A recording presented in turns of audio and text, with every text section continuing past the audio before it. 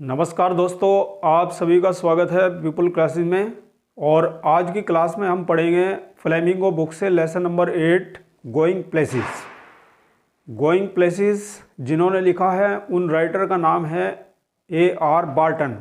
तो A.R. Barton जो हैं हमारे मॉडर्न राइटर हैं और बहुत ही अच्छी स्टोरी जो है वो एक इमेजिनरी स्टोरी जो है यहाँ पर देते हैं, जिसकी थीम है हमारे किशोरों की जो काल्पनिक शक्ति होती है, कल्पनाओं की जो पावर होती है, उसको यहाँ पर दिखाया गया है।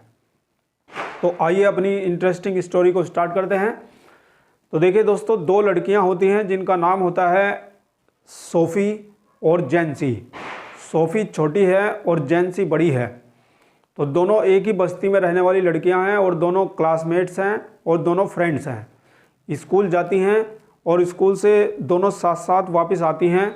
तो एक दिन जैसे ही सोफ़ी और जैंसी अपने स्कूल से घर वापस आ रही थी तो रास्ते में एक बहुत बड़ी दुकान पड़ती थी, बुटीक पड़ती थी, जिसको सोफ़ी जो है देख करके सपनों में चली जाती है और वो सोचती है, अपने ख्यालों को बताती है, जैंसी को बताती है कि काश मेरे पास भी एक ऐसी ही बुटीक होगी, मैं भी एक ऐसी बुटीक को खरीदूंगी।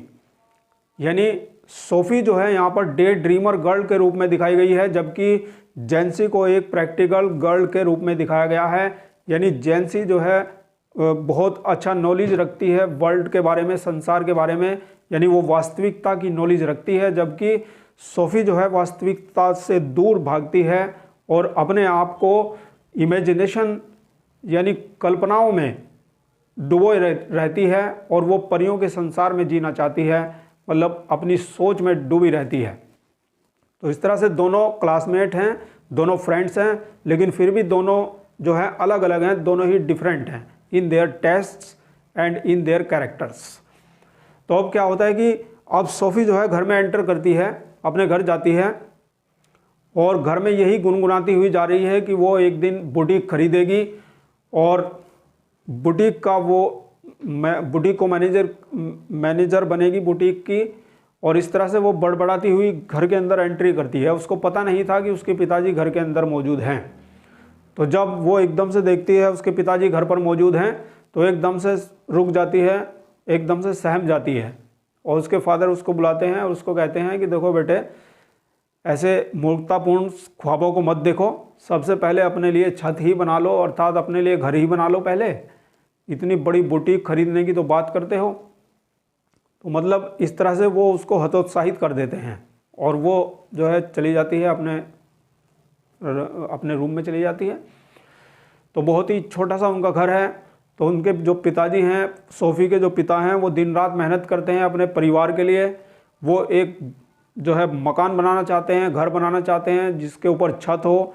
तो दिन रात वो बेचारे लगे रहते हैं और दिन रात मेहनत मजदूरी की वजह से उनका जो चेहरा है, वो प्लम्पिंग फेस जो है उनका वो लाल रहता है और पसीने से लथपथ रहता है उनका बॉडी। उनका फेस पर भी पसीना देखा जा सकता है क्योंकि वो दिन भर मेहनत मजदूरी करते हैं। तो इस तरह के कैरेक्टर हैं सोफ़ी के पिताजी। और सोफ़ी के फादर जो हैं वो एक स्पोर्ट्स लविंग पर्सन के रूप में भी दिखाए गए हैं, यानी खेल और खिलाड़ियों से उन्हें बहुत ज़्यादा लगाव है, बहुत ज़्यादा पसंद करते हैं। और विशेष रूप से फुटबॉल के खिलाड़ियों को वो बहुत ज़्यादा पसंद करते हैं। फुटबॉल के मैच को वो देखने के लिए जाते हैं अक्सर स्टेडियम में, और कभी कभी वो अपने परिवार को भी लेकर के जाते हैं। तो बहुत ही अच्छा लगता है उन्हें। वो सभी पुराने खिलाड़ियों को भी बहुत अच्छे से, खिलाड़ियों के नामों को जानते हैं। तो ये हैं सोफ़ी के फादर।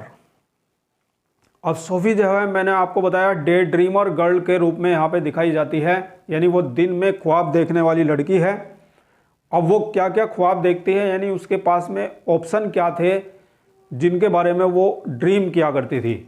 तो उस सबसे पहले तो ये बुटीक वाला आपको बताया गया है। तो सबसे पहले तो वो सोचती थी, यानी उसका जो ख्वाब था वो बुटीक को खरीदने का था, और दूसरा ख्वाब जो है उस बुटीक का मैनेजर बनने का था।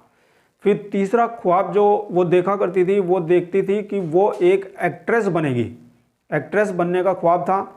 और चौथा जो ऑप्शन उसका था वो था फैशन डिज़ाइनर बनने का, यानी she wanted to buy a boutique and she wanted to become a manager, she wanted to become an actress and she wanted to become a fashion designer. तो these were the options that Sophie dreamed, यानी ये विकल्प थे जिनके बारे में Sophie सपने देखा करती थी।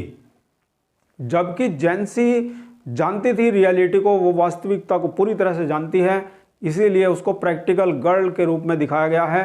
तो जब कभी भी अपनी फैंटेसी के बारे में जो है वो बताती है जैंसी को, तो जैंसी उसे हतोत्साहित कर देती है और उसको वास्तविकता से वाकिफ कराती है कि देखो, जब कभी भी उसने कहा कि वो बुटीक खरीदेगी तो वो एकदम से बोलती है कि हम लोग गरीब हैं, हम लोग इतना पैसा कहाँ से लाएंगे जो बुटीक खरीदेंगे। फिर वो कहती है कि मैं एक एक्ट्रेस बनूंगी, तो एक्ट्रेस बनने के लिए भी वो कहती है कि एक्ट्रेस बनने के लिए रिक्वायर्ड ट्रेनिंग, यानी ट्रेनिंग रिक्वायर होती है और बहुत ज़्यादा इसमें समय लगता है, तो कैसे आप बन सकती हो। इसी प्रकार से फैशन डिज़ाइनर जब आप बनना चाहती हैं तो उसमें भी ट्रेनिंग की आवश्यकता है, बहुत ही समय की आवश्यकता है।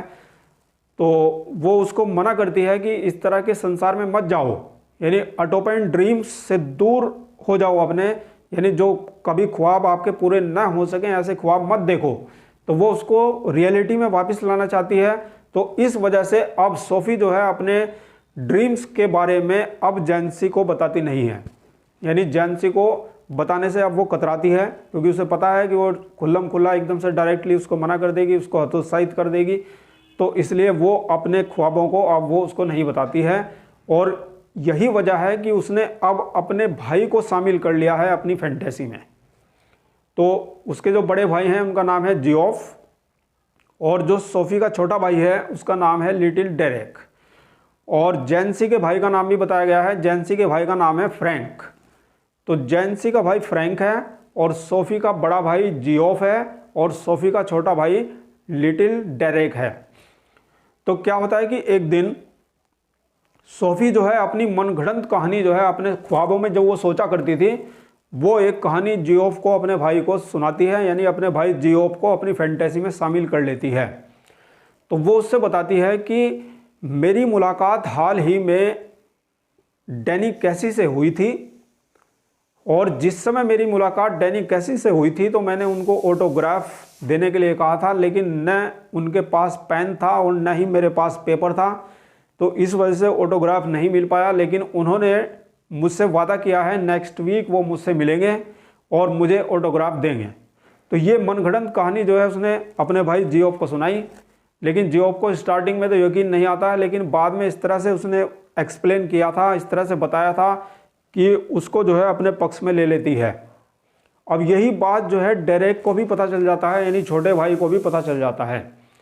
तो जब फादर आते हैं शाम के समय, तो उस समय सोफी जो है एक टेबल पर बैठी हुई थी और यही बात लिटिल डेरेक जो है वो अपने फादर को बताने लगे, उसकी डैनी कैसी के साथ मुलाकात के बारे में बताने लगे। अब उसके पिताजी जो है इस कहानी में यकीन नहीं करते हैं। उससे पहले जब वो सुनाना शुरू करते हैं कहानी, तो वो बैठी बैठी टेबल पर बड़बड़ाती है और फुसफुसाती है, उसको रोकने का प्रयास करती है, लेकिन वो फिर भी कहानी बता देता है। तो अब सोफी के जो पिताजी हैं वो उसकी कहानी में ज़रा सा भी यकीन नहीं करते हैं, क्योंकि उसे पता है कि वो इतना बड़ा स्टार फुटबॉलर है, बहुत बड़ा फुटबॉल का खिलाड़ी है और वो आयरलैंड के लिए खेलता है। तो वो इतना बड़ा स्टार फुटबॉलर ऐसी मामूली लड़की से आकर के कैसे मिल सकता है। तो बिल्कुल वो जो है सोफी के पिताजी उसको कहते हैं कि ऐसे अटोपेन ड्रीम्स मत देखो और ऐसे मूर्खतापूर्ण जो है ख्वाब मत देखो और रियलिटी में आओ और वास्तविकता में आओ। तो इस तरह से माय डियर स्टूडेंट्स ये था। अब सवाल ये आता है कि सोफी ने डैनी कैसी के साथ अपनी मुलाकात की कहानी को कैसे मनगढ़ंत किया था, यानी कैसे उसने रचा था, कैसे उसने कल्टीवेट किया था अपने माइंड में कि उसकी मुलाकात डैनी कैसी से हुई थी। क्या सचमुच में डैनी कैसी से उसकी मुलाकात हुई थी? तो इन सब बातों के लिए उलझने की आवश्यकता नहीं है। मैं आपको बताता हूँ कि वास्तविकता क्या है। वास्तविकता ये है, क्योंकि मैंने आपको बताया था कि जो सोफी के पिताजी हैं वो स्पोर्ट्स लविंग पर्सन के रूप में दिखाए गए हैं, यानी वो फुटबॉल देखना जो है, मैच देखना बहुत ज़्यादा पसंद करते थे, खेल खिलाड़ियों से उन्हें बहुत ज़्यादा प्रेम रहता था। तो यही वजह थी कि एक बार वो यूनाइटेड देखने के लिए गए थे, यानी वो फुटबॉल का मैच स्टेडियम में देखने के लिए गए थे और वहाँ पर सोफ़ी भी गई थी उनके साथ।